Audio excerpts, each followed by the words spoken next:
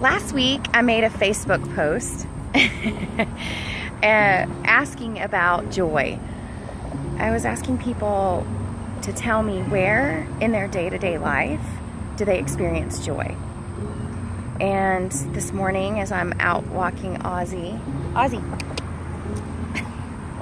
she's not interested, she's smelling everything.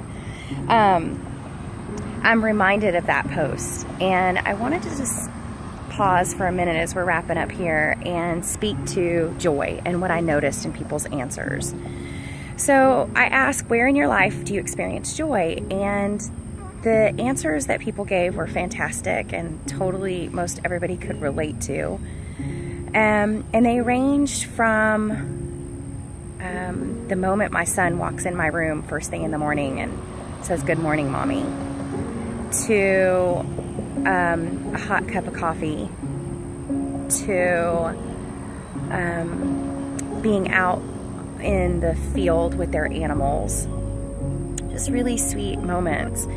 And there was this sort of thread that you could recognize throughout all of them, this thing that all these moments of joy had in common. And it's a similar quality you can feel as like when it's kind of a cloudy day, a drizzly day or a cloudy day, and the clouds break for a moment and the sun starts to shine through. It's that kind of feeling, like, there it is. And these were the moments of joy that people were speaking about. It's like something broke through. That moment my child says, "Mommy," or just this moment of peace when I'm holding my first cup of coffee. And I think joy is like that for a lot of us. It's like all of a sudden it finds us, like sun breaking through the clouds. You've been there all along. I haven't necessarily seen you, and yet there you are. And I think it's a good comparison because for many of us, joy can feel like that, like something that we don't necessarily have control over, but something that just appears when it appears and then it disappears when it disappears. The clouds cover back over the sun and we don't see it until they break open again, and then boom, that light hits us, that joy hits us, and we're grateful for it, but then it's gone. And we can actually cultivate joy, cultivate an environment in which joy has more room to show up by parting the clouds intentionally. So in this metaphor, the cloud coverage is really the repetitive, compulsive, conditioned thinking of our mind.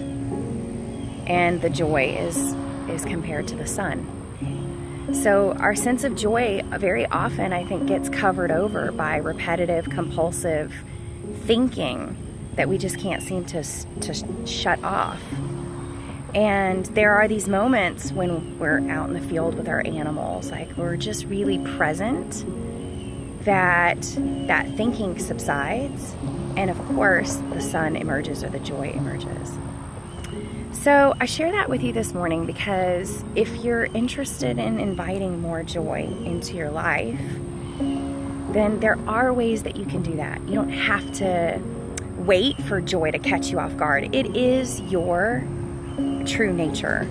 Joy is always there in the background. Just like the sun, you may not always see it, you may not always feel it, but it is there. It is always there. Just beyond the compulsive thinking of the mind. So then the question becomes, how might we quiet the mind or create a break in the thinking so that joy can emerge? It's a good question, huh? There's a couple of things that immediately stand out as practices to help quiet the mind and make space for joy. And that's what I want to offer you today. So, first of all, number one is recognize the noise in your head as noise. That's step one. And it's super easy, right? I say super easy. It's not always super easy. Sometimes when you're caught up in the noise, it's really freaking hard. But when you recognize that the mind is really loud, the clouds are there, it's like thinking. You can just say, oh, noise, I see you. And recognize or name the noise as noise. That creates the first opening, right? Because as soon as you recognize the noise, it loses a bit of its momentum, a little bit of its power, and some space starts to get created. 2, recognize that all that compulsive, repetitive thinking is not personal. It's not yours. It's just the state of being human, and it's there primarily to keep you safe. Right? It's just wanting to keep you safe, keep you the same. It's doing its job. So by appreciating it for what it is, we take it out of the realm of an enemy or something that we feel like we have to fight against, and we let it be. So that's step number 2.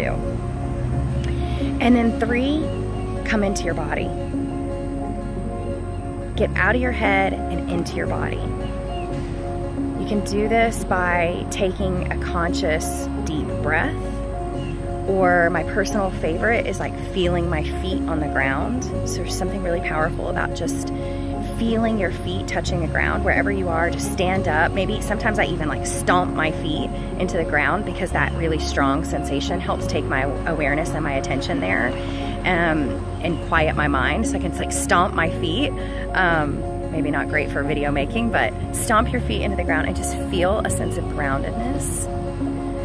And in and of itself, that will help quiet the mind a little bit. And then repeat, right? So those 3 easy steps, three places to start creating space for joy to come in. 1, recognize the noise as noise. 2, appreciate that it's just trying to keep you safe, so let it be. Don't fight against it. And 3, find a way to come into the body. With your feet on the ground, with feeling the breath in your body, putting your hands on your chest, resting your hands on your belly, feeling the air on your skin. Whatever you can do to bring your awareness and your attention into your body. And taking all of those actions in and of themselves with an intention to quiet the mind and create space for more joy to show up. Okay, that's it, you guys. That's what was on my mind today, what I wanted to share with you. 3 easy ways that you can help invite in more joy to your day-to-day life. Have a really fantastic day. Ozzy and I are going to wrap up this walk. Ozzy, sit. She knows all about being present and finding joy. Good teachers. Okay, have a beautiful day.